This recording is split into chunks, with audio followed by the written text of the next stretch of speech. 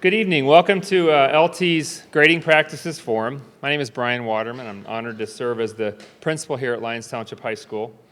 Joining me here this evening to facilitate the presentation is Scott Eggerding, LT's Director of Curriculum, Katie Smith, Coordinator of Research and Analysis, and Zainab Salah, English teacher here at LT.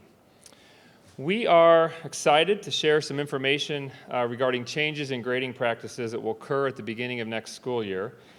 But more importantly, we're appreciative of everyone who came out tonight to hear more about the changes. We're going to begin by sharing an overview of why we started to research this topic in the first place, what we learned when we did do the research, how we engaged our staff in the process, and ultimately, what changes are in store for next year. We also hope to clarify some common misconceptions and answer some questions in the process as well. Just to get an idea, or to give you an idea of the format and the timeline for tonight, we think that the formal part of the presentation is going to take about 40 minutes. So at about 7:40, we should be finished with the formal part of the presentation. We'll spend about 20 minutes taking questions from the group and answering those questions from the group. And then at 8 o'clock, we'll call it an evening from a group perspective, but we'll stick around and answer individual questions for as long as we need to. So that's just kind of some housekeeping as we get into this evening.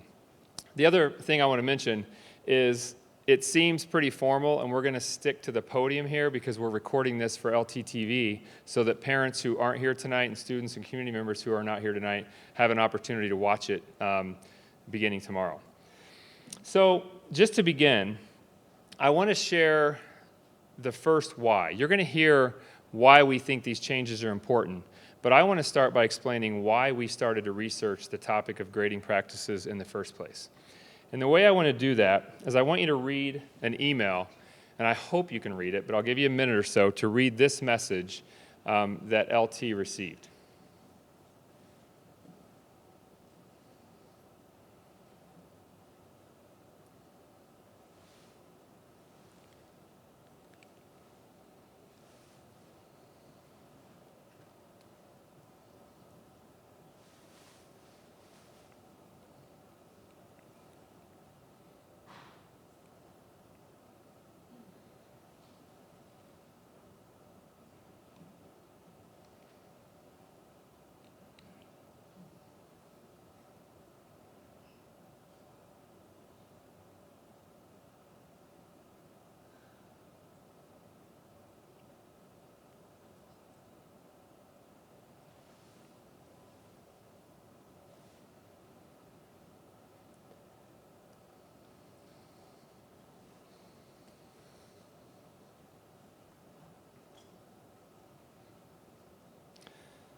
Okay, so this email is a sample of a typical email that we've received at LT over the last several years from both students and parents.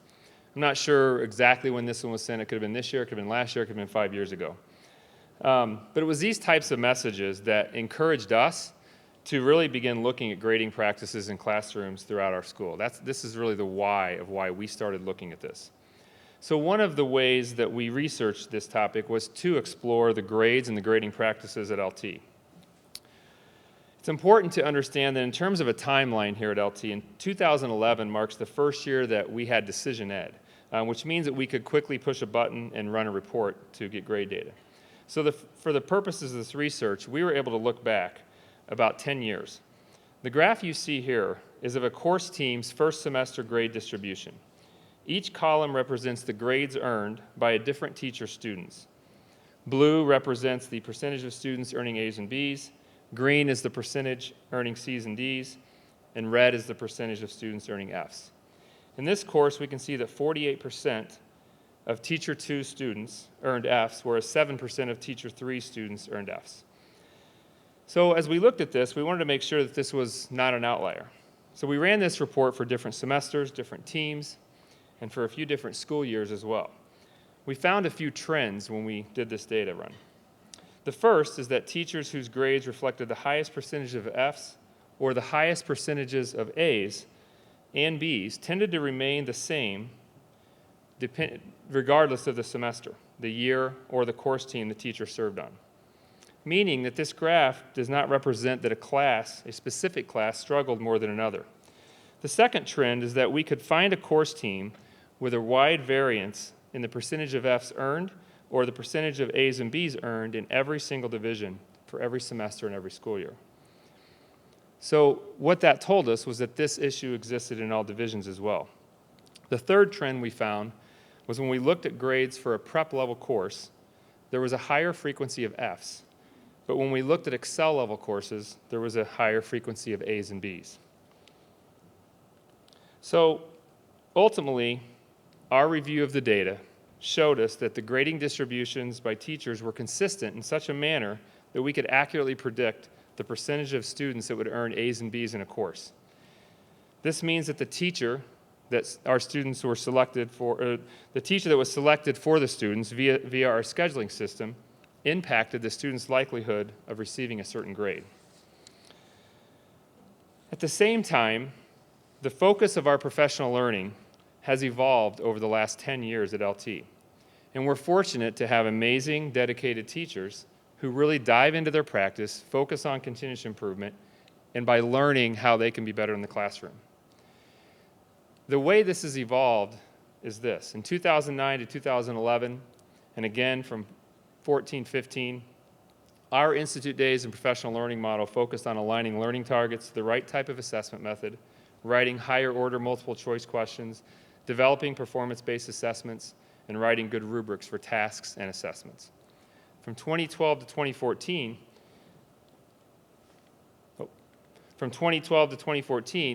our assessment team led Institute Days and Planning Period PD focused on the 7 strategies of student-centered assessment, or formative assessment.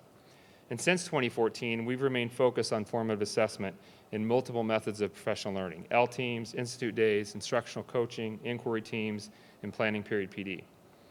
All new faculty also attend a monthly meeting in their first year focused on assessment literacy and formative assessment. So as you can imagine, as a result of all of this, of the work that our teachers have done, awesome things happen in our classrooms. The quality of the assessments have improved, the type of assessments administered matched the targets assessed, and students were being involved in that process as well through self-reflection, peer feedback, and other innovative classroom methods. So through our professional learning and continuous improvement model, a large amount of our teachers were changing their practice to best practice. And they were changing their practice with the right intent and with the best interest of students in mind. The problem was we weren't learning as a staff at the same rate, which meant that in some instances, that gap was widening in terms from a course team perspective and in our grading practices. So we really feel like this reached a boiling point a couple of years ago, where the more our teachers learned about formative assessment, the more likely they were to question current grading practices in their classroom. Once they questioned those practices, they began to change their practices. Why not? We didn't really have a district policy that prevented that. We weren't very consistent. So 2017-18 marked the first year where we started hearing from students and parents, much like the email I showed you before, who became vocal about the different grading practices in one teacher's classroom versus another teacher's classroom. So in the spring of 2018 was when Scott Eggerding, our curriculum director, announced that we'd kind of hit that boiling point with grading practices, and in turn made it clear that we needed to really explore this, look at the research, and address the inequity caused by the different practices. So that explanation is how we arrived at the point of no return, so to speak, where we internally said, we need to engage our staff in this work and make some changes. So Zainab is going to come up and talk about the work that our staff has done over the last 3 years to get us to this point.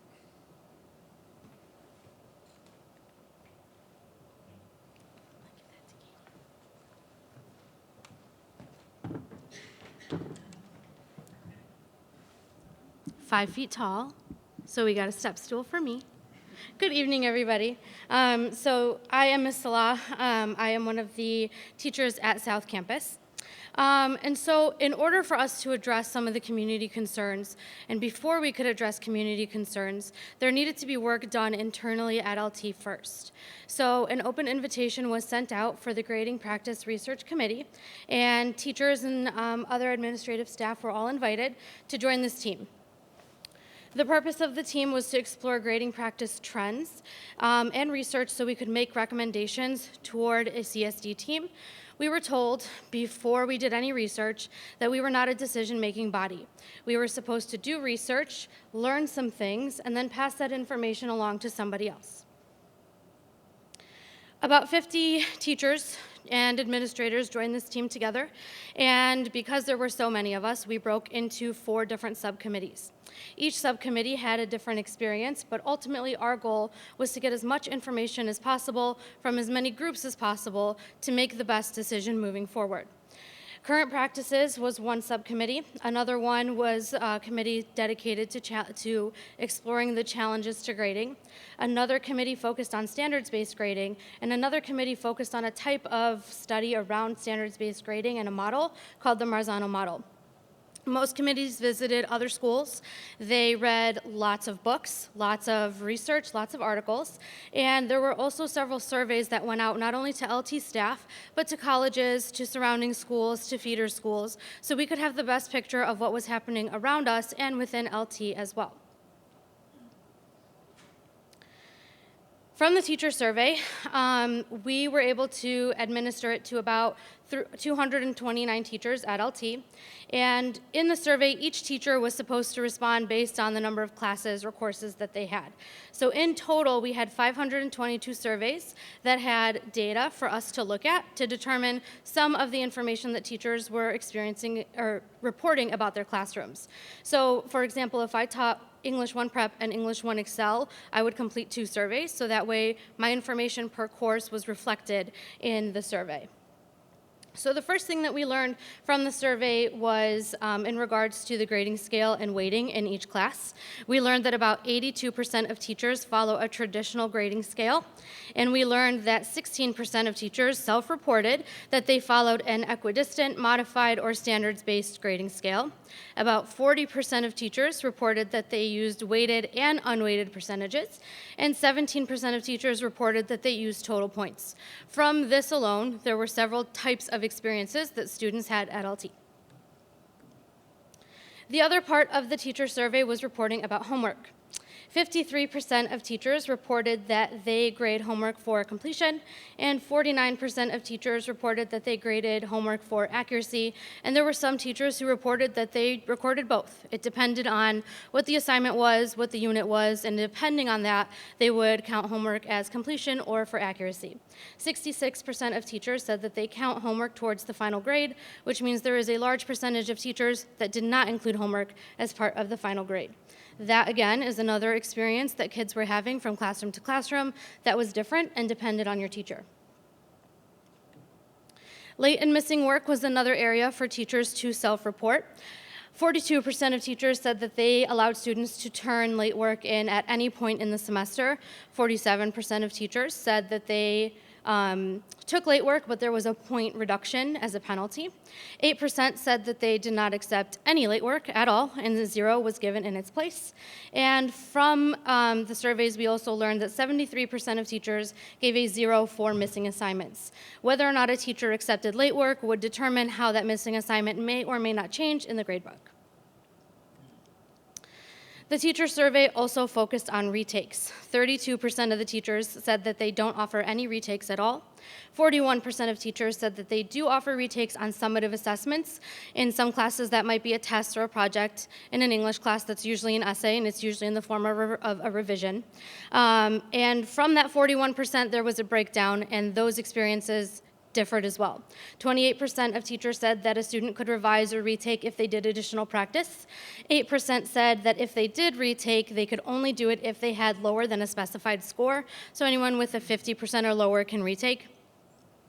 8% said that if you did retake this assessment, you could only have a maximum of X percentage. So if you retake, you can go to only get an 80% at the highest. And then 18% said you could retake, but you can only retake a certain number of times. All of these things coupled together meant that students were having different experiences not only with one section of their learning, but in all areas of a class: retakes, homework, test policy. So Katie is going to talk to you guys about a current junior at LT.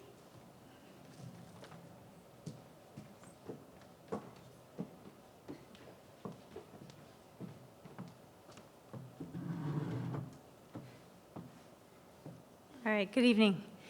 As Zainab just told you, the surveys from the teachers revealed that there are a variety of practices used in the classroom regarding grading. Currently, our students are facing different grading scales and different grading practices with every classroom that they enter. This is the schedule of a junior student at North Campus. In first period, she has a class where she is graded with the traditional scale of 0 to 100. In this particular class, homework counts, late work is not accepted, and she can retake 2 summatives, but only if she gets lower than 80%. In fourth period, she hits a standard-based grading scale of 1 to 4.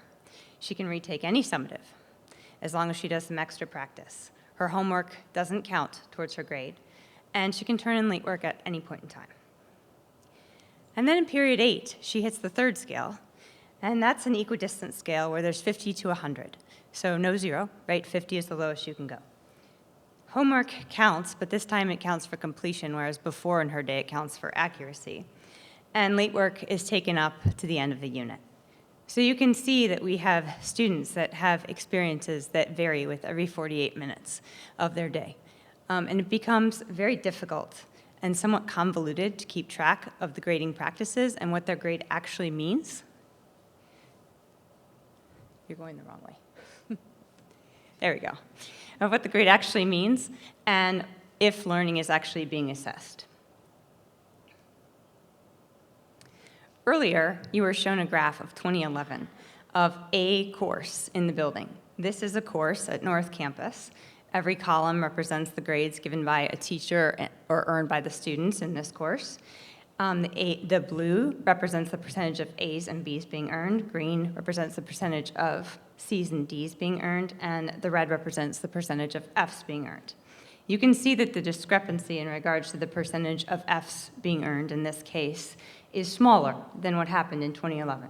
So with professional learning, we were able to impact the discrepancy to some degree, but not completely. We still have differences and practices which are impacting students' grades in the same course amongst different teachers.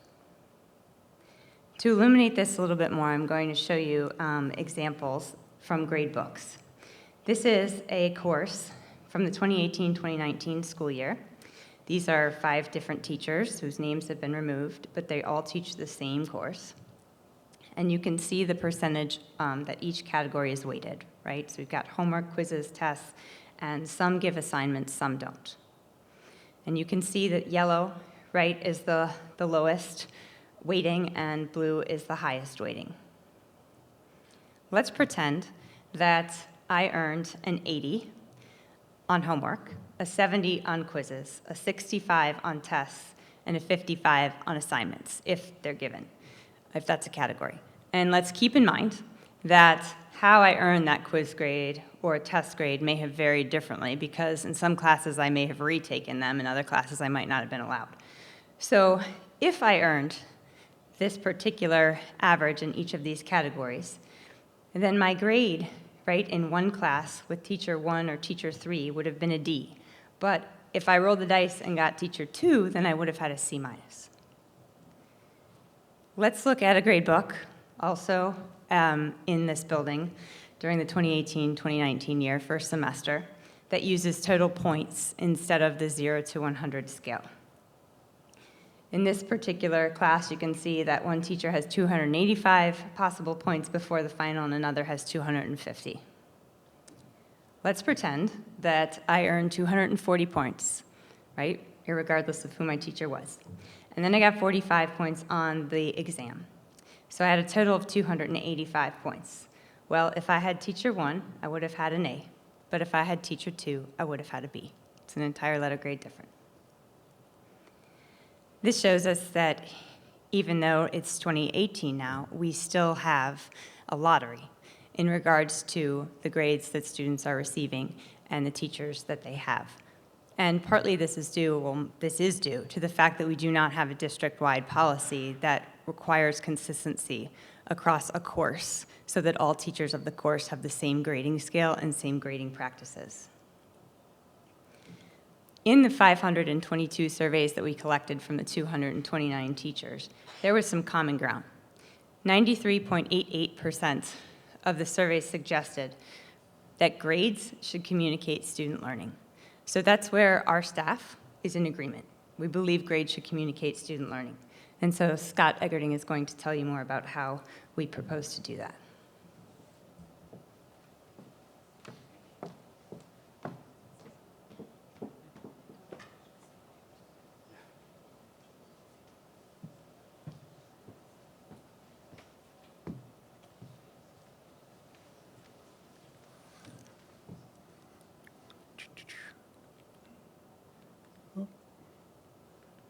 All right.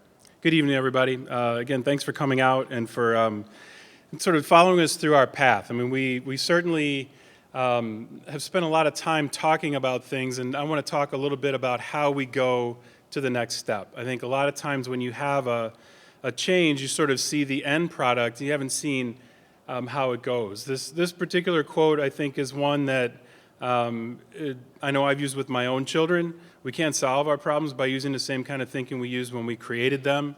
And really what we've done all along, we haven't just been inventing things out of thin air. We've really been looking at research and looking at how pieces have progressed. So why do we want to make the changes that we're making? The number one thing, and this sort of leads us in many of the decision-making processes. So if you kind of got a little sleepy during the data, that's totally okay.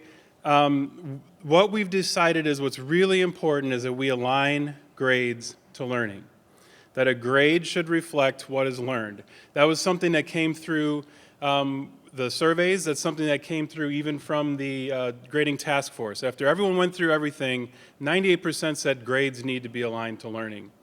And that is crucial, because when you look at what grades are, as in the examples you saw, and I know you've all looked at the grades of your own kids from whatever grade, from kindergarten all the way up to the present, you'll wonder, why do they get points for that or not get points for that? We're getting points for signing a permission slip. If I bring in Kleenex, we get points. Or if we attend this thing, we'll get some points. Or it's sort of like points are carrots and sticks, and they're not telling us anything about whether or not we're learning. So when you start saying that grade has to reflect what has been learned, you start asking some different questions about what that grade means. One of the other things that we've seen a lot lately is how grades are linked to support social and emotional learning. I can't tell you how often my own kids have said, I can't go to bed right now, I have to turn this in tomorrow. If I don't turn it in tomorrow, they'll take 10% off. Or I've got all these things that I need to do, and they're all due tomorrow. I've got 4 tests tomorrow, and there's no way I can do it any other way, and so I'm sorry, I just can't sleep tonight, or I can't go to bed until after midnight. These decisions are designed to do a number of things for kids. It's to allow them to perform their best and align what they've learned. Give them the opportunity to demonstrate what they've learned. Other place, and I think the message was really clear with what Ms. Smith presented, increasing the consistency with specific practices across teachers of the same course. When we talked to the LT Community Advisory Council about basically this similar presentation, people were kind of surprised that teachers weren't consistent by course. This is something that, there's always a balance in any school between professional responsibility and giving teachers the autonomy to make decisions as professionals. And then when we look at the data saying, okay, well, I understand that, but how do we answer these questions? And how do we make sure that they're not as perfect consistency? We are still dealing with unique individuals who have different expectations to some degree, but how do we ensure that it's fair and consistent? And that's really what we want to make sure we do with any changes. And lastly, reduce student inequalities that occur with traditional grading practices and in our system. That the students who are going from period to period with new rules every period, it's a challenge. And so how can we reduce that so that students have an opportunity to learn on the level that they're comfortable with? But not only that, when you look at Excel versus prep or honors, there's some inequalities there as well. And often students who know how to play school tend to do a little bit better, especially grade-wise, because those practices, those behaviors are baked into the grade. They're not measuring what they've learned necessarily, but they learn how well that they play school. And again, nothing wrong with that. We all want our students to be good students, and we all want our students to know what they need to do in order to succeed. But we want to make sure that they're doing what they need that also demonstrates what they've learned. So we developed after an Institute Day in October, we brought in Dr. Tom Gusky. He's one of the foremost grading experts.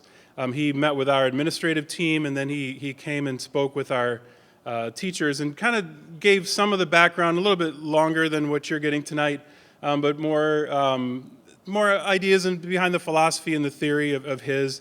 One of his books was read by our research group as well. And he really encouraged that in order to make a change to grading, you really have to make sure that you're clear about what your grades are all about. So we developed these statements. The first one is that a grade, and we feel it's really important as an A through F. Some schools have gone to a 4-3-2-1. Some schools have A plus A, A minus B plus B, B minus C plus C. We decided A through F makes sense for us.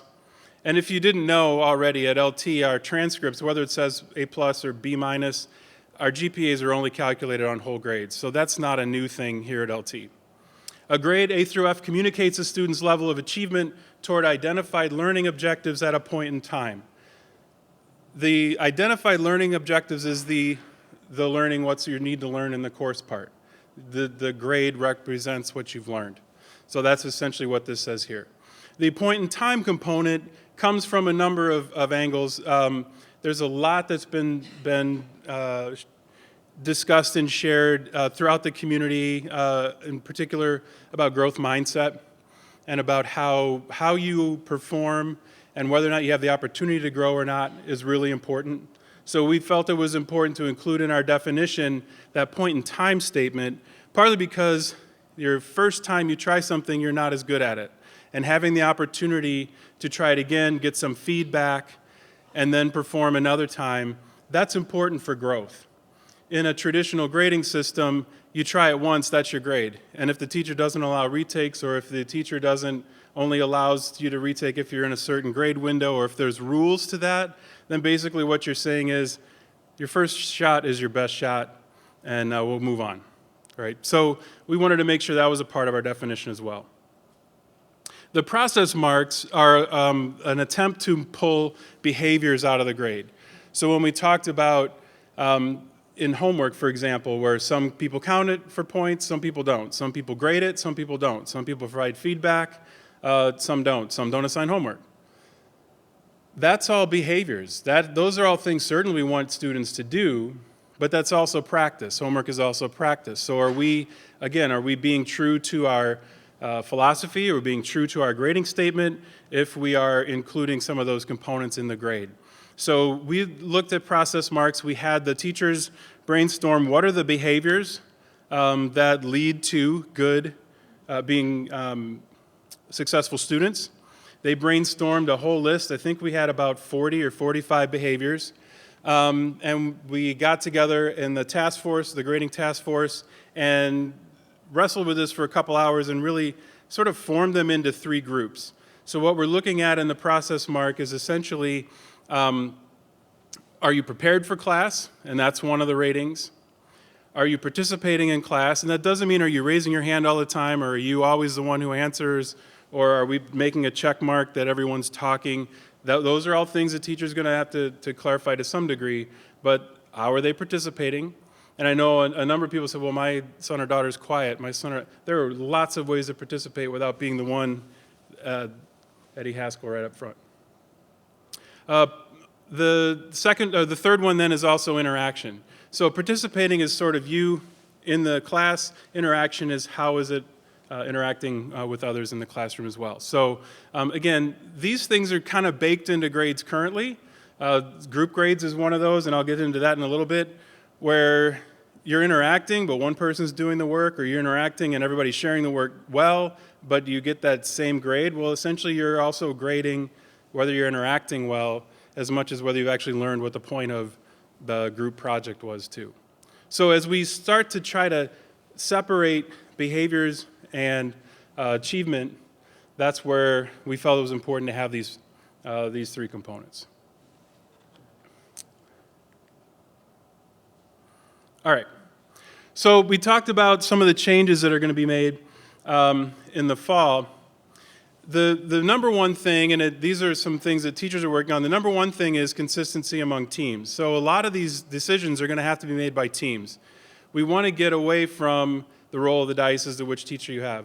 We'd like there to be consistency in courses by teachers with a number of things, such as all the different components with the curriculum map. For the last 3 years, we have been developing curriculum maps, and those curriculum maps include a number of things. And these will be available to every teacher every teacher, obviously, but also every student and every parent.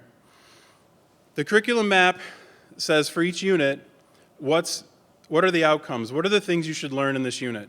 It links them to standards, but we are not doing standards-based grading necessarily. So what we're doing is, let's say you're teaching a particular unit, let's say it's right triangles.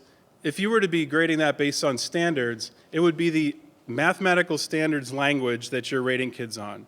We're not doing it that way. We're teaching kids about right triangles. They're demonstrating how they learn the components of right triangles. What they're teaching is aligned to standards, but the rating that you get and the grade that you get will look similar to what you're getting now. Sometimes standards-based grading report cards are pretty challenging. Also, you're going to have a common syllabus, and that syllabus is going to talk about what's common among all of the different components of the class, how the final exam works, how a number of things happen. So one of the number one goals is to get everybody on the same page by team. And again, that consistency is important. It also allows for there to be better sharing of materials and better sharing of curricular components to ensure that the learning is occurring. So as you keep going into that concept of the grade is reflective of what's learned, this is the one that kids kind of glummed on, and if you read The Lion a couple of issues ago, we got to pause down, oh, no more extra credit. I've always said, I don't really want to offer extra credit. How about credit? How about you didn't show that you learned this? I'll give you another chance to show you've actually learned this, rather than giving you the opportunity to go grab some points and just make it look like you learned it. So as far as extra credit goes, we want to make sure that students' points or whatever they're getting are related to mastery of learning. As far as attendance not being included in the achievement grade, this is also something that people aren't saying, oh, you're absent, I'm taking points off. But people do say, well, you're absent this many days, you didn't turn in the work, you only have this many days to make it up, you've missed your days, you can't make it up anymore. Well, now attendance is a part of your grade. If the reason why you were out is the reason why you couldn't learn, take a kid who's had a concussion, this doesn't work, these rules of you have 2 days. Now attendance has become a part of that grade. Not to say that teachers don't work with individual circumstances, but this becomes a negotiation thing that the kids have to do when the grade includes attendance. I mentioned a little bit about group grades. We're not saying don't ever do group work. We're not saying eliminate all labs. We're not saying never put kids in groups of 4 and have them talk about something. What we are saying is, if you're going to have kids in a lab, make sure they're all responsible for whatever the learning was supposed to be for that lab. I know the number one thing when you ask students about groups, they'll say, I was always the one who did all the work, right? So how do we make sure that everyone's held accountable for the learning? Rather than turning in one assignment and giving 4 kids the same grade, they can still do the same activity and turn that in. What they need to do then, though, is have some sort of a check that they understood the purpose of that group work. Why are they in groups? What are they trying to learn? What are the outcomes they're supposed to be demonstrating mastery of? As far as zeros not being given to later missing work, especially on a 100-point scale, it's almost impossible to recover from a 0. If you're using a lot of points and you have a 0 and it's only worth 10 points, it's not as bad, but zeros are difficult to overcome. And so when there's no evidence of learning, you're basically saying that you learned a whole lot less than somebody who tried because you didn't turn this in. That doesn't mean that they haven't learned it or they couldn't demonstrate if they were given the opportunity. And if the rule in your class is that I don't take late work, well then you never know if that student has learned, so that grade doesn't reflect what you've learned. When we talk about practice too, and some of you remember Alex Iverson's famous quote about practice. practice doesn't matter. Practice does matter, obviously. I mean, Alex Iverson never would have gotten where he got as a basketball player without having played a lot of basketball. And it is important for kids to practice, and it's important for them to get feedback from that practice. But I tell you right now, at North Campus, where we have a sectional basketball championship going on, they're not going to give points or take away points at halftime based on how the practice went or didn't go. But that's some of the things that we do often when we include the practice in the grade. When you try something originally and then get better at it and aren't given the opportunity to demonstrate that, and that practice is still a part of what your overall grade is, we feel that's not fair. Curving is an interesting one. There's sort of the old traditional curve, the bell curve, which means there's as many A's as F's, as many B's as C's, B's as D's, and C's the biggest number. You don't see that much in education anymore. But often what will happen is, especially in AP classes, you'll take a look at the AP test in the first month, and that's your first shot at it. Again, it's your practice. And the kids don't do as well because you wanted them to see the test. And teachers with absolutely the best of intentions will say, well, if you only got 30% right, but since it's your first time through, we're going to curve that up. A 30% right, that's an A, or 20% a B. Again, not a bad practice as far as trying to give kids feedback that you're where you need to be now. But again, we're grading that practice, and we're basically saying it's okay to sometimes when you do that curve saying, you know what, the highest grade on this test was a 60 out of 100. We'll make that the A, and then we'll shift everything based on that. That basically means that we've said it's okay that you don't understand 40% of the class, and we're moving on. So curving has some interesting challenges to it. And the last one here has to do with not be determined from averaging. This is one that is going to take a little longer to implement. And what we've talked about with teachers, we've given them two paths. One is for next year, continue using percentage grades and work on the first 6 things I just talked about, as well as getting consistent with teams. You recall we had some with standards-based grading that were already doing things without percentages. We want to make sure that they're doing that with fidelity as well. So, but this idea is basically that the mean doesn't accurately communicate what a student has learned at a point in time. Again, that's the idea of grading practice and figuring out where you are along the way, instead of looking at a preponderance of evidence. So ultimately, lots of information here tonight. We're right at the 40-minute mark. Why not wait till next year? Why are we doing this coming year? I hope you can see that we've done a lot of work, and there are a lot of things that we believe can change. I also hope that you can see that it wouldn't be right if we were to say, you know what, it's good enough, just keep doing what you're doing.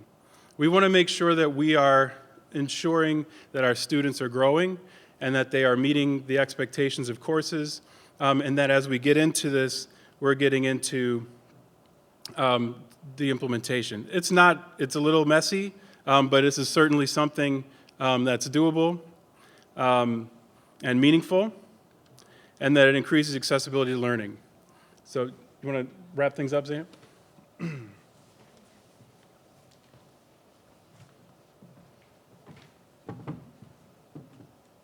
Hello. So for classroom application, I'm not going to read this whole slide to you.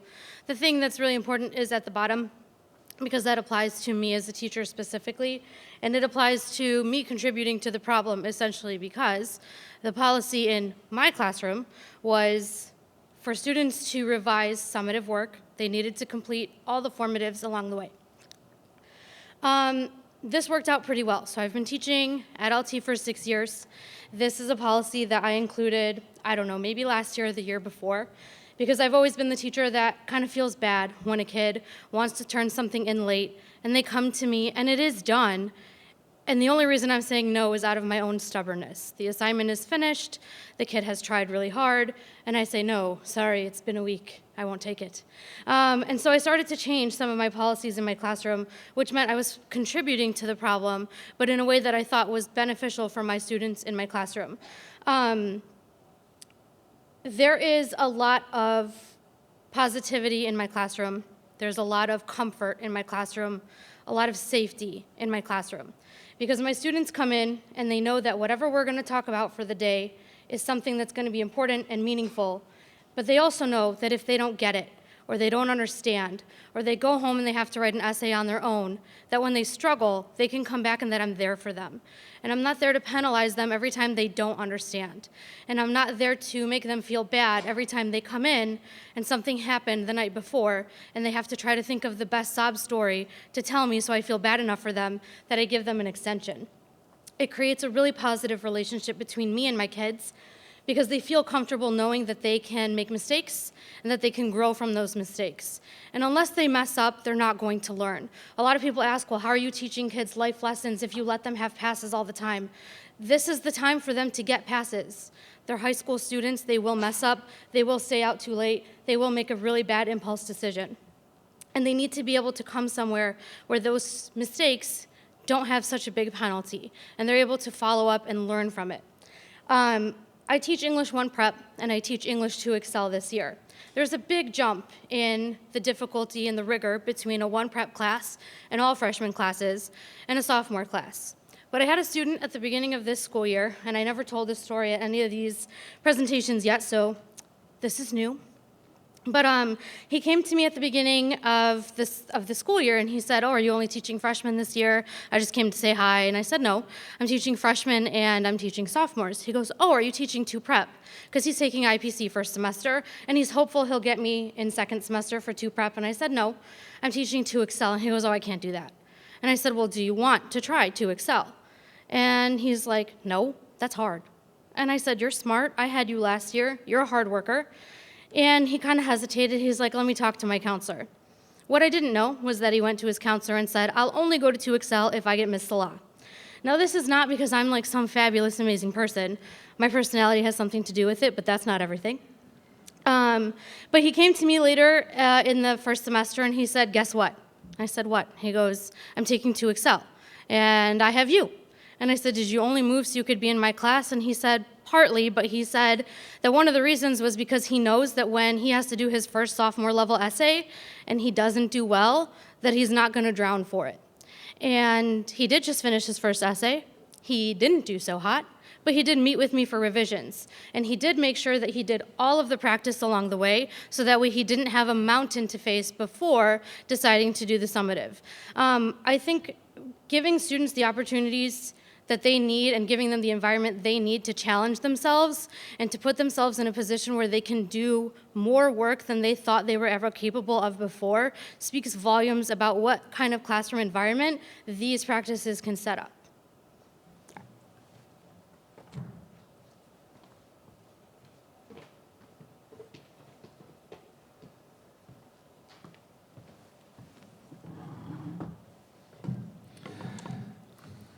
Okay, so our goal this evening was to, again, explain why we felt like we needed to study this in the first place, what we learned when we did decide to study it, and then after we studied it, why we think it's important to make some of these changes. And I want to try to summarize the changes that we'll see next year. It's really 2 main things. The first thing is the report card is going to look different. The report card at the end of each quarter is going to include that achievement grade, A through F. That's the grade that will go on a student's transcript. That's the grade that we use to calculate GPA. That's an A through F. The report card will also report student attendance. It will also report those 3 process mark ratings, 1 through 4. And then it will also include a teacher narrative. So the whole goal of that is to give students and parents more feedback rather than just getting a report card that says A, B, C, D, or F. That's the one change. The second change is what Scott talked about with the 7 areas: extra credit, group grades, practice not included in the grade, attendance out of the grade, behavior out of the grade. All those, we are looking for consistency across the course team. We're not looking for consistency across the whole district at this point. We're looking for consistency across the course team. So with that, we went a little bit over. What we'd like to do now is open it up for questions. And the way this is going to work, because of the LTTV component, I'm going to have someone want to run around with a microphone. Testing. You turn up. Testing 1 2. Testing 1 2. Testing 1, 2. That's better. Okay. So we'll take questions, and then I'm going to repeat the question for the television audience, so to speak. Okay, right here, right over the front. You can try to shout the question if you. Okay. So with our students going to get on each assignment, each summative form and test quiz, what have you, a grade and the one course that they know along, are they going to receive both on each assignment? So the question there is, on each assignment, will a student receive both an achievement grade, A through F, and a rating for each process mark? The answer to that is no. The process mark ratings will be given at the end of each quarter. So it will be an accumulation of the work that they've done throughout the quarter or throughout the semester. Will the teacher then keep them abreast of where they land in that 1 through 4, or how's that communication going to come to the child? Yeah, that's going to be a decision that each course team will talk about, but the hope is that when a student has questions about their process mark ratings, they can ask the teacher and get feedback really at any point, which is what happens here as well, or which is what happens now as well. So we want to encourage that dialogue between teacher and student. My final question, is there another school, whether it be locally or statewide, that has instituted this policy? Yes. So the question was, is there another school, either locally or nationally, that has instituted this? So one of the things we've talked about is that there's a ton of research on there around grading practices. So you're not going to find 2 schools that have adopted every single one of each component that's out there, but we can find schools that have adopted a lot of these components. So we're in the process of compiling that specifically for schools from our area, and we're going to share that with our community pretty soon. Anything else to add to that, guys? Okay. Okay, we'll go right here.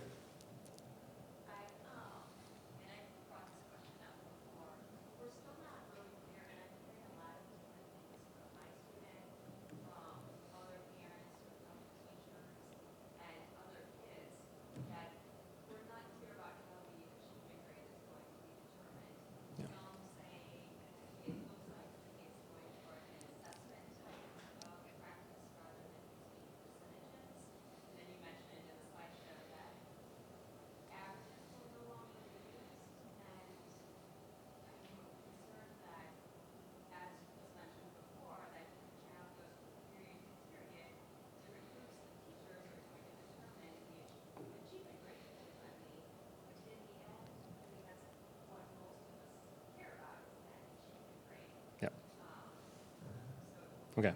So the question was, how is that achievement grade going to be calculated? And the concern about will it continue to be inconsistent from either teacher to teacher, course team to course team, or across the district? So there's a couple things with that, and that's the one question. So since January, I've had the opportunity to meet with probably about 400 students in small groups or classroom settings to present this, to explain it, and to answer questions. That's one of the questions they come up with, or they ask a lot. And I think it's important to first start with where we're at now, which is we have a variety of ways that achievement grade is arrived at in the 325 teachers throughout LT. There's nothing in place right now that says you have to do it a certain way. So for next year, as Scott talked about earlier, and I'll let him explain a little bit here in a second, but for next year, we're just simply saying course teams have 2 options. They can choose to move forward without using percentages to calculate it, or if they don't feel comfortable doing that, they can next year continue to use percentages to calculate the achievement grade. But that's going to be course team consistency versus individual teacher consistency. You want to add anything to that? I thought that was well answered. I think the challenge are for we have teams, and you saw there's about 14% that are currently using a standards-based or an outcomes-based 1 through 4 scale. So they've been determining the grade based on an A is 100, a B is 75, a C is 50, a D is 25, an F is 0. Some are. Others have other ways of doing it. So what we're finding is they know that the 100-point scale doesn't work for that. And so we're trying to make sure they have an opportunity to develop their grading system so that it stays A through F, and that the grade that the student is earning is reflective of what they have learned.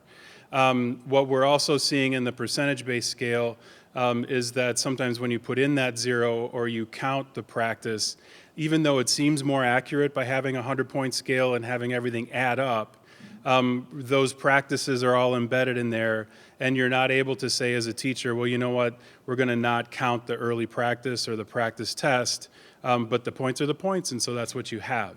So we need to have a grade that is based on the learning, and again, if what we're doing percentage-wise isn't reflecting learning, then we need to make a change there. What we totally recognize is that some teachers are not ready to make that jump. That's why we want to take a year to have people implement consistency among teams and implement some of the changes so they get more comfortable in assigning a grade even on a percentage basis based on learning, and then they'll be able to better see how to make that switch to the other way. So again, the goal in all of this isn't to say throw out grades, just randomly come up with something at the end. That's not it at all. We want to make sure we continue to give feedback and that we're not using our grading systems wrong, and then in that sense, really giving a grade that doesn't reflect learning. Yep. So one more thought on that as well, and that is like right now at the beginning of every semester, every year, a teacher provides to their class the syllabus that provides information on how they arrive at that achievement grade. That expectation would continue. Our teachers are really good right now about explaining to students on that first day, about talking about it at open house, and that's something that would continue where they're going to share, here's how we arrive at the achievement grade moving forward. Okay. Go right back over there with the glasses. Right there, yeah. Along the lines of consistency, have you decided how many times a student can retake a summative? So the question is, have we decided how many times a student can retake a summative? I'm going to let Scott talk about that from an implementation committee perspective. So as you remember from the slides, right now retakes aren't even necessarily allowed across the school. So some can, some can't. What we determined as the implementation committee was retakes of summatives should be allowed. And the team has every right to come up with the rules for how that test gets retaken. And it may be to turn in the formatives like Zainab did. It may be to get extra help. It may be to demonstrate additional learning or showing that practice, and then you have another chance. It's just important that every team is clear about how the retakes are allowed, and so that it's not, a lot of times you'll see with two kids taking the same class, well, I can't retake it. Oh, my teacher lets me retake it. They'll be able to say, well, yeah, we both know we can retake it, and these are the rules that we both need to follow to retake that particular test.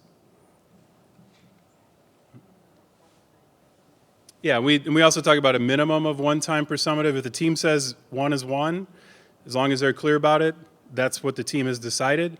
If the team says it's unlimited, then the team has to follow unlimited. But we did say that students should have the opportunity to retake at least 1. There are some little details as well, like you can't do them all in the last week of the semester, and you know, just some things that are logistics that we want. Again, we want it to be about learning, not about gaming the retake system either. So we sort of a give and take both ways. All right, question over here. No zeros, what's in place of the zero?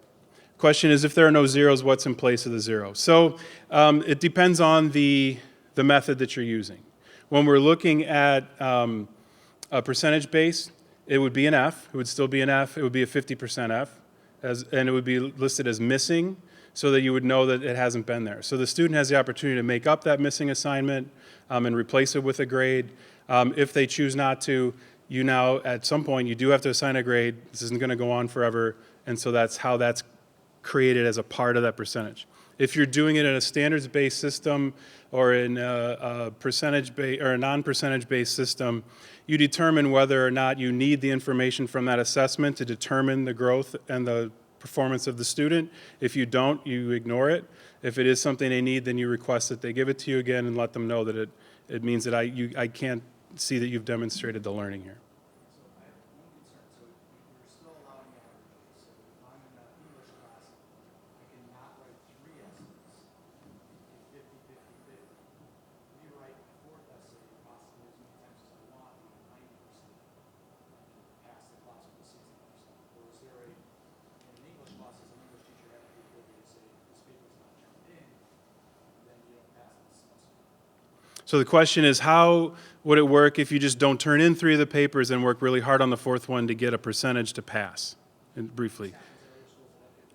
Right. We see whatever game there is, it happens now, and whatever game there will be, we have to take a look at. So again, the point isn't for us to say we're going to give away grades. That's not it at all. I've asked that question too. What about if somebody doesn't turn in any of the papers? You can call it an incomplete grade. You're the teacher. If you're just using percentages and points and you add it up and it says 61 and you know the kid's playing a game, this is incomplete. Until you show me the learning in these 3 papers, I can't give you a grade. And then that would become an F if it's not demonstrated. We can what if all night. Let's see, over here, yeah. So for the formative work, the kids will still receive a grade, so they'll have the feedback, knowing where they stand and how they achieved the assignment or the quiz, or will they just literally take it to practice? They'll get feedback, right? Right now, so the question is, on a formative assessment, will they still get a grade, or how will that be communicated? The communication on the formative assessment will be the feedback they need on how to improve. So it could be a rubric. A lot of times they are rubrics, and so it'll say on this assessment you have a 3, and the 3 says that you understand this many points. You need to work on these others. See me, and I'll show you what you need to do to get a 4. That sort of a thing. But the point of a formative assessment is to say, hey, you're getting a B now, because again, the formative assessment is the practice, and you need the feedback. Oh yeah, you want to add? Zainab would like to add one thing. So currently there are students put formative assessments in the gradebook right now. Sorry. No, you're okay. There are students who put formative assessments in the gradebook now. For parents and for students, they just look like grades. You can't really tell what's included in the overall score and what's not. For you, it won't look any different next year either. It will be the same thing. You can see that your student has turned in A, B, C assignment, and then you'll also be able to see that they're missing an assignment, whether it's formative or not. It will be visible in the gradebook to you as a parent. So for the TV, right now that's currently being done, they just don't count the points, and it will look very similar. And then is there a concern at all that if a student is going in and taking a quiz or completing an assignment, they know it's not for grade, that they won't try as hard and maybe learn the material as well? I'm sure this is motivation even for a kid that has strong intrinsic motivation. I'm thinking of my own kids, oh, well, I know that quiz doesn't count tomorrow, so I'm just going to brush over it and I'm not going to study for the 100%. I'm just going to go through it and learn it. Yeah, so the question is, if you know it's not going to count for points, are kids just not going to try? If you do need to demonstrate the practice in order to do a retake when you take a test, they do need to try. And what we found in classes where they've already made these changes, the students generally will do what you ask of them. Also, take a look tonight at your student's gradebook. There is not a point for every single day in school. There is not a point that goes throughout every single experience. Kids do what we ask of them. We have great kids. Kids want to do well in the class. Are some going to play a game? Yeah, when our English department did some of these changes and the other departments didn't, kids said, you know what, I'm not going to do the English paper tonight because I won't get any points off. And we'll go ahead and I'll turn in the one for this other class or do the thing for this other class. One would say maybe that's game playing. Another one would say, well, they went to bed an hour earlier. And so that's actually not a bad thing. We're letting the kids take control of their learning a little more. So will kids take advantage of this system? Sure. Will kids take advantage of our current system? They already do. So we just want to make sure that when they do or don't, that the grade reflects what they've learned, not whatever games they happen to be able to play. We're going back over here. Zainab, pick one. So if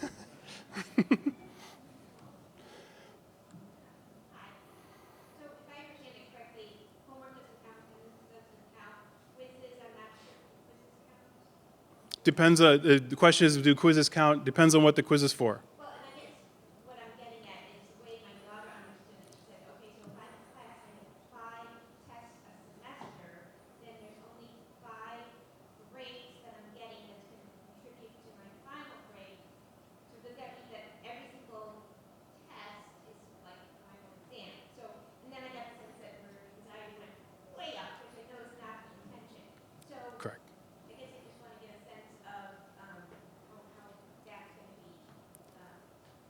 Sure. Do you want to tell?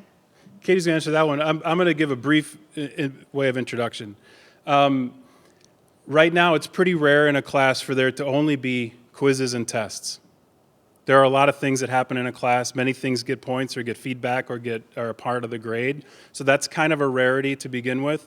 And the goal is not to turn into a college, turn in a paper and take a final.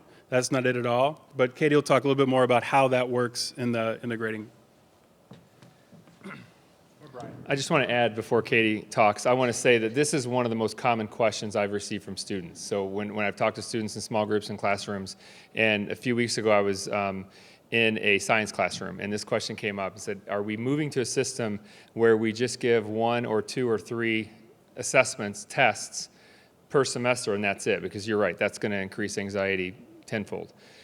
The answer to that is not all summatives are tests. There's a variety of different activities that a teacher can do to create a summative, and it's not our intent to go down to 1 or 2. In fact, the classroom I was in, another student raised her hand and said, you know, actually in this class, our teacher gives us about 10 to 12 summatives throughout the semester, and there's multiple opportunities between those summatives to engage in formative activities, and all of the students said, oh, that makes sense.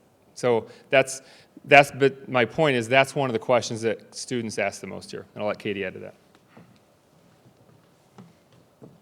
That's essentially the answer, but to give you some examples, in English, you could have quizzes that would count in a summative nature because they're comprehension quizzes. You could also have papers, which will count as summative experiences, and you will have unit tests. Additionally, you could have presentations or projects. So you will still have a variety of summative experiences. In science classes, it might be lab reports in addition to tests. In psychology class, currently, they do Socratic seminars, which happens in addition to tests and projects. So you'll see multiple summative experiences.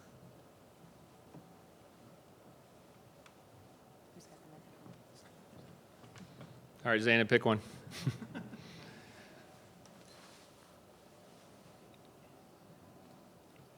How is this going to be affecting finals exemptions? I know for my students, they look at those percentages and say, there is no way I can get or change my grade in this class because I would have to get 120% on the final. So I'm going to exempt that.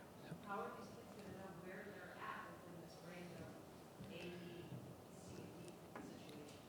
Yeah, so right now, because of next year not making the change to percentages, we're simply leaving the expectation that final exams can count up to 20% of a final grade, but don't need to count 20% of a final grade.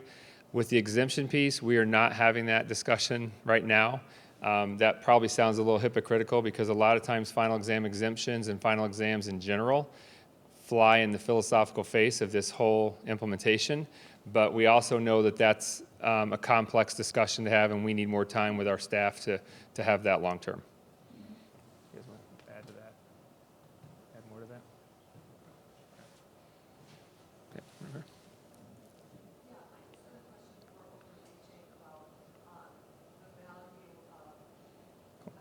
More overreaching question, not necessarily specific, but the value of getting something right the first time and the value of,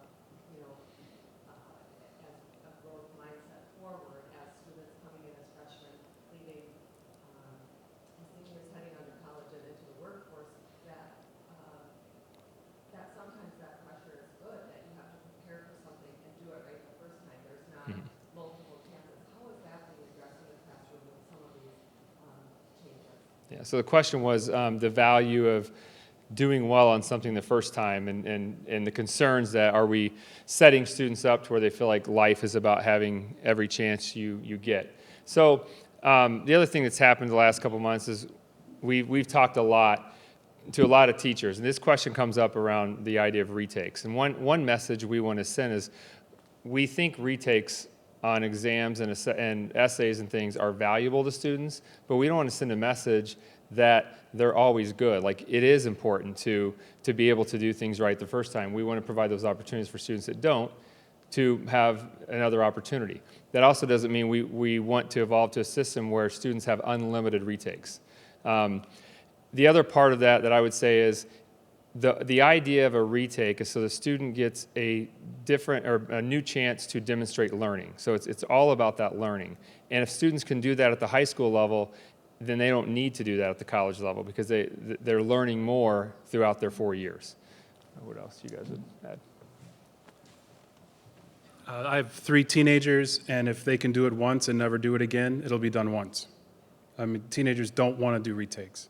So a lot of times that pressure is there. We certainly have some who think, well, I can see what the test is like, and then I can do better, but then you have to still do that retake. And I think a lot of teenagers are like, what we've heard in some of the classes where they've been experimenting with that, they keep telling me I can do retakes. I don't want to do a retake. I'm fine with what the grade is. I'm just ready to move on.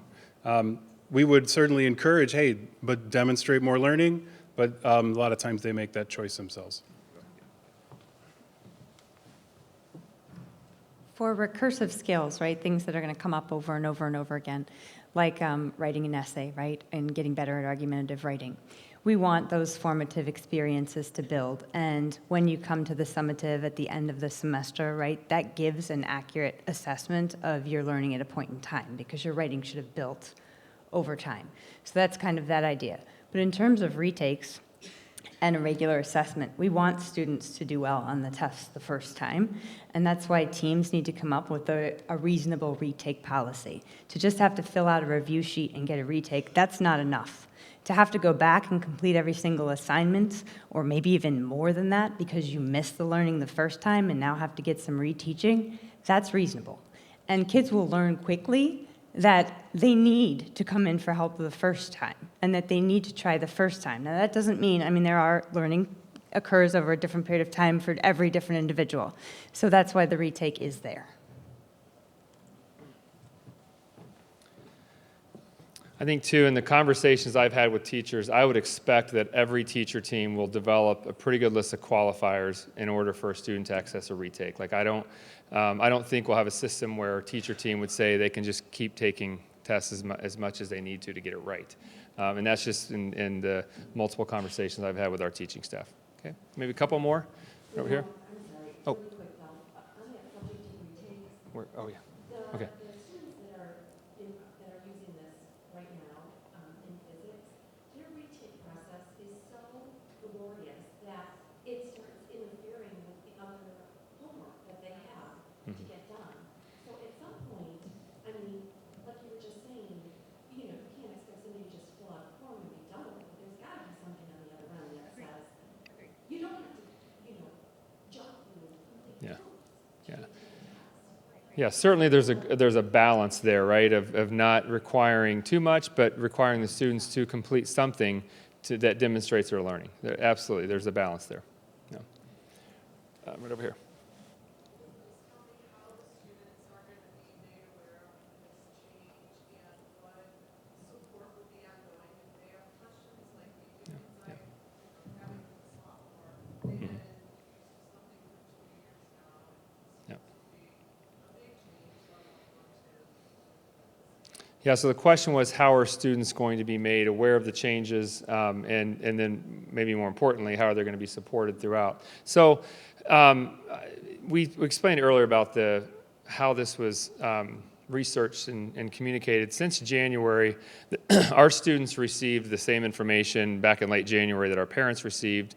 They actually watched a video yesterday in lunch study halls that kind of explained some of the changes. I shared that with the community yesterday as well. I would say a big part of the support process is going to happen in the individual classrooms next fall. We have a communication committee that worked on tonight, that worked on the video, that's worked on the email messages, and part of their role as we evolve towards next fall is to give staff some guidelines on how their syllabus should look, types of information we want to share at open house, types of bullet point information, and support we can provide to students as well when the school year starts. So that's the work. One thing we didn't really talk about, but just to acknowledge the amount of time that this takes for our teaching staff to engage in this. We have late starts every other week. We just made the decision last week to devote all late start time the rest of this year towards grading conversations. Our April 24th Institute Day is devoted to grading. January was. I anticipate August will be. October will be. I mean, this is a long-term, complex implementation, and so we're trying to devote as much time as we have outside of the classroom to teacher training on this as well. Anything else you guys have to add? Oh, and summer workshops as well. So our teachers are given summer workshop hours, so they'll be given a few hours to work on this as well. Okay, right here.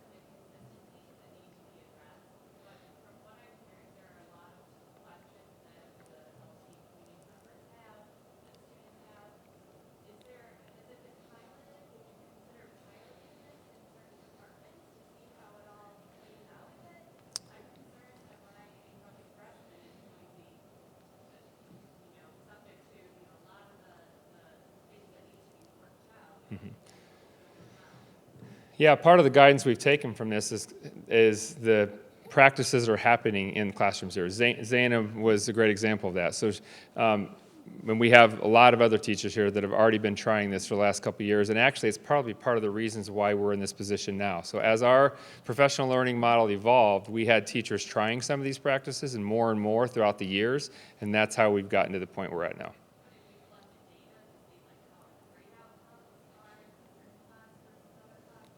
Yeah, I mean, that's probably something we want to look at in terms of, I don't know if you have if you've done that over time. I mean, as a school, what do you think? Yeah, so we've collected data, like the charts we showed, obviously within the pockets that we can collect, we've been able to. But probably as we move into this, we want to have more consistent data to share. Okay,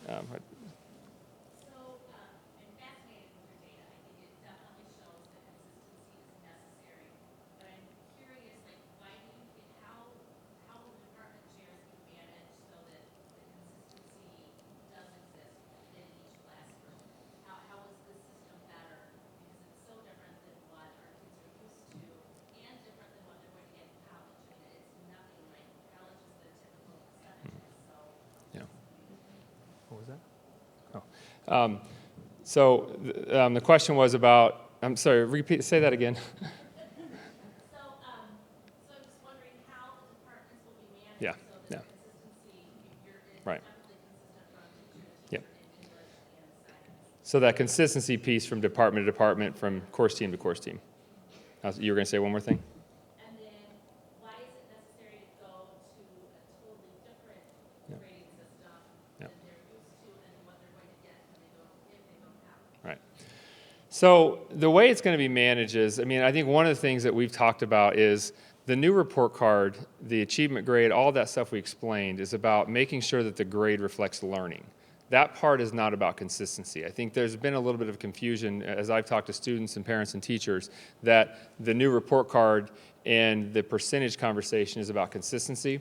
The consistency piece is addressed through those 7 areas. So that's the only goal for next year is besides the report card, is making sure that each course team has consistency around extra credit, group grades, attendance not being reported, those 7 areas. So the question of how it's going to be managed is, obviously our division chair is going to work pretty closely with teacher teams. They do now in terms of attending PLC meetings. But to be candid, those types of issues will surface through student and parent conversations with teachers and with division chairs, and then we can address them at that point. Okay. You guys add anything else to that? Yeah. I mean, certainly part of any teacher's evaluation is the degree to which they are proficient in what they do. And so we want to make sure we give teachers feedback as well. So that's all part of the accountability process as well. The other component, you mentioned something about college. Colleges have no rules for grades. The professor gets to decide. So sometimes there's consistency, sometimes not. Sometimes it is 2 or 3 grades. Sometimes it's a lot of quizzes. Sometimes you're getting graded for being there. So when we talk about getting kids ready for college, we could either try to pick a college and pick a few professors we want to target, Or we can say, how are we going to instill in a student the learning habits that they need, that they're focused on what they need in order to learn what is clearly outlined in any syllabus, and how do we give them the tools to make sure they're taking ownership of their learning. And that's what we believe is what this change does. This will prepare them, we believe, for college better. There is no one in college who's going to give you extra credit or give you some points to try to squeeze that grade. And you might go into your final exam having no clue what your grade is in a college class. Also, we talk to colleges, and we, like Dr. Waterman said, we are pulling in information from a lot of different schools who are trying similar changes to grading. We had a group of about 30 schools represented from the Chicago area, and we had a meeting with the Director of Admissions at the University of Chicago, the Director of Admissions at the University of Illinois, Urbana-Champaign, and DePaul. And we asked them these questions. Parents are concerned that if we do it this way and allow retakes and it's not right the first time, that they're not going to be prepared for college. They said, we want them to know the material. We don't care how they know the material. So what if the grade isn't based on a percentage and isn't taking points off for this or that? She goes, how do we even know that that's happening in anybody's class? The grade should reflect what the student knows. That's what we assume. And what colleges have started to do when they determine a student's readiness for admission, they decide which courses matter. They decide what they're going to do with those grades. They might strip off all weighted grades that we've added and just make them all equal. They do what they do and create their own metric. We want to make sure that our students are going to school understanding and that grade reflects what they've learned. So that's sort of how we've seen that going forward. And everyone was kind of at ease when the admissions directors are like, we can't control what you do now, what you're doing no matter what. So we're just going to do what we need to do. So we feel we're putting forward a better product in that sense. We have gone over 20 minutes. And not that we could be here all night answering questions, and we certainly will stick around. We want to give people that need to get out the chance to get out, and we will definitely stay back and answer any specific questions you might have. Thank you so much for coming out tonight. We really appreciate it. And please keep us in the loop and continue asking your questions. We really appreciate your passion to make sure that this is right. We all want this to be right. You can email us, give us phone calls. Principal, Director of Curriculum, we're all over. You'll find us. Thank you so much.